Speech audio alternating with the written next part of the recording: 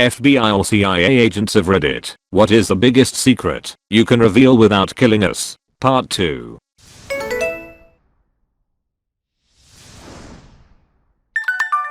If you apply for a job at GCHQ/me5/me6/Fillingdale/ etc, they will talk to every member of your close family, and if any minor red flags come up, you might not get the job. And also, if you are Chinese, Russian, North Korean, etc, I think that it probably goes to a grandparent or great-grandparent being from that country, you will not even be able to apply. Source: stepdad was an MI6, and fun fact, if he wants to go to certain countries, for instance, Israel, he has to ask permission from the mob to travel there. My dad always told me about how he went to school with one of the members of the Saudi royal family. Apparently, a couple of dudes played a prank on him, which ended up with him being publicly humiliated. Saudi, especially Saudi men, are extremely proud. I guess he took it really bad. He ended up having to leave the country. Anyways, long story short, a few years down the road the two pranksters both died in freak accidents. One was allegedly killed during an attempted mugging. The other was found dead in the bottom of his pool. Both happened within the span of a couple weeks. Holy yikes, Badman. In the 80s/90s, with marginal seismometers and a little computing power, people in Australia tracked nuclear explosions. That's the cover story. Think about what people with today's seismometers and supercomputers can do. My father was in the Navy and ended his career working at the Pentagon. When the war started in Iraq, he'd flip out every time the news pushed weapons of mass destruction narrative. Lo and behold, there were none. Not an FBI agent myself, but I recently was in frequent contact with an FBI recruiter about open positions I was considering, and what they told me was, the process of actually becoming an FBI employee usually takes between 1 to 2 years for all the necessary background checks and training/exams. The FBI does all the stuff you see in the movies, just not as quickly. As I was watching some X-Files the night before, the recruiter told me that. You can imagine that spooked me a bit. Special agents aren't spies, they're cops, which is ultimately why I didn't decide to go forward with the application, since the initial info session made it seem like special agents had more of a foreign/diplomatic role than they do, which is what drew me in the first place. I had a customer years ago that worked for the FBI in a support role. Tech stuff. He wasn't agent or anything. He signed up to coach Pee Wee soccer for his 5-year-old and met his assistant coach at the first game. Monday morning, he got called into his supervisor's office to meet with some agents. Apparently, his assistant coach was a well-known Mayfair boss, and they wanted to know everything he talked about. He was shocked, because A, he had no idea, and B, they did. When I was 16, I became very close, very fast friends with this guy in my school choir. His dad went on business trips for his work at Lockheed Martin 3 or 4 times a month, always to Chicago. This kid who was my friend, we went everywhere together for about 3 months, after being very casual acquaintances for about 2 years. After school we'd hang out till 10 PM or so almost every night. We'd get lunch at the same time and in the same place. We switched our class schedules to be in the same history or language arts sections, etc. Just your basic nerdy dudes finding a kindred spirit. I guess our sudden friendship raised an eyebrow or two, because one day my friend came to school and said that his dad was asking him lots of questions about me, who my parents were, what my house was like, did he ever meet my siblings, was I an obedient student, or was I snarky? My buddy suspected the questions were being relayed from his dad's boss. The government entertained the possibility that I was a threat to our missile systems or satellites or something as a high school junior. This American Life did an awesome story on a woman who made a list of skills she needed to be a superhero. She achieved every single one, then applied to the CIA. The podcast is here. Kelly McEvers with the story of Zora, a self-made superhero. From the time she was 5, Zora had recurring dreams in which she was a 6'5" warrior queen who could fly and shoot lightning from her hands. She made a list of all the skills she would need to master if she wanted to actually become the superhero she dreamed of being. Sample items: martial arts, evasive driving, and bomb diffusion. She actually checked off most things on the list and then had a run-in with the CIA.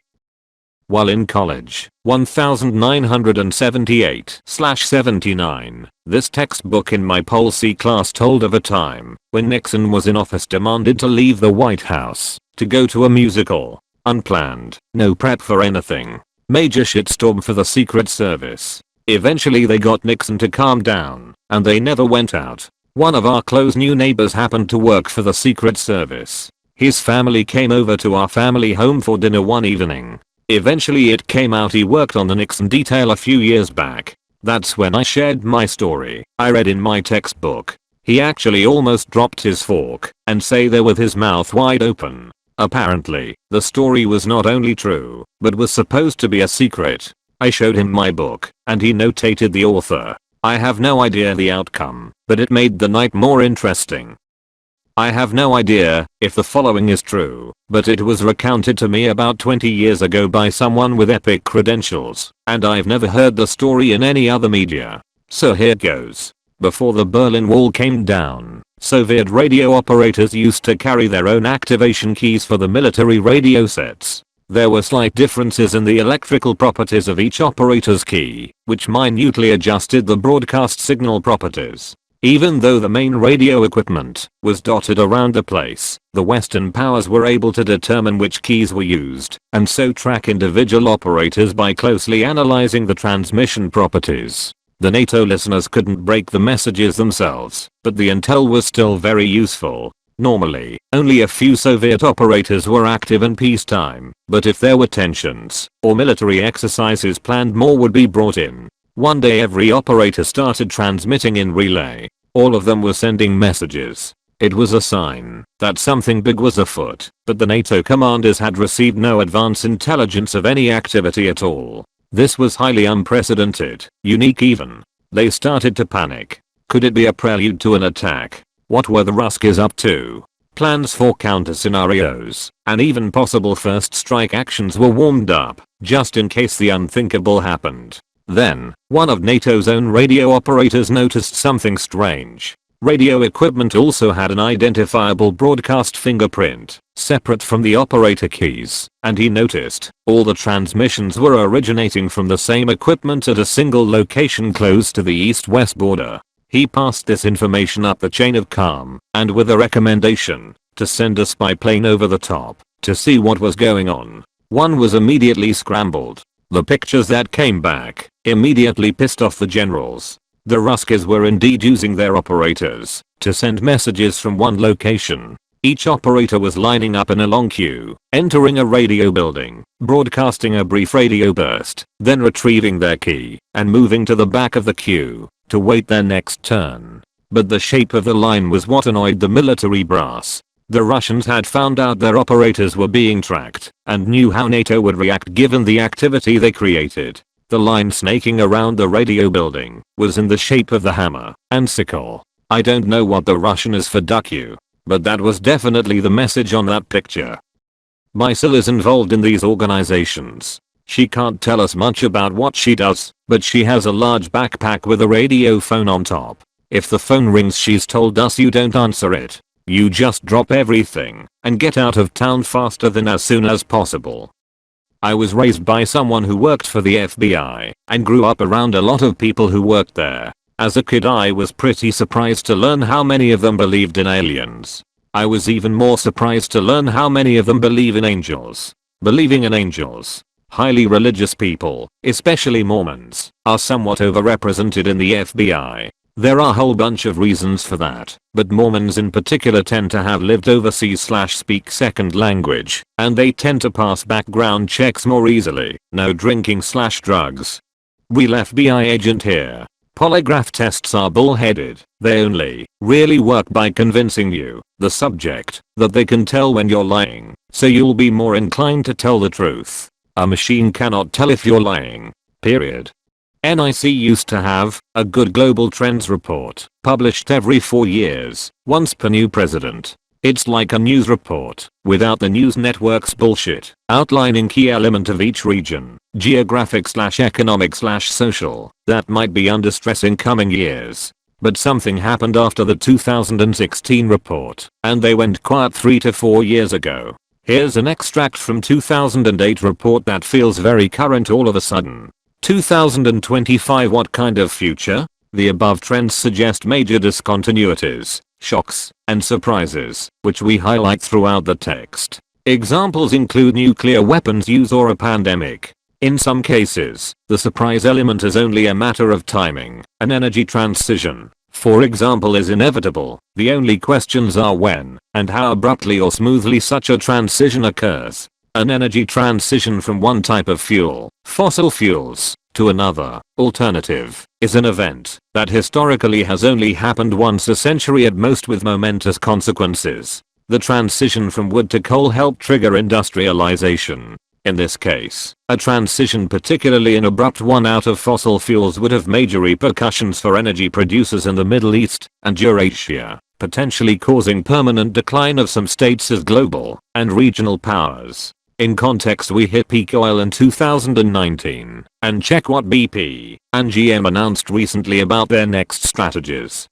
I'm not, but my friend is. She's told me she's not allowed to have anything like Alexa, Google Home, etc. because of the security risk. Food for thought. I was friends with a former NSA woman, and my friend group would constantly throw questions about her job, knowing she wouldn't tell us shit. She took her job serious. But she couldn't help tell us about the time that she had to overhear someone's phone sex, and that afterwards the man began crying and praying because he had sinned.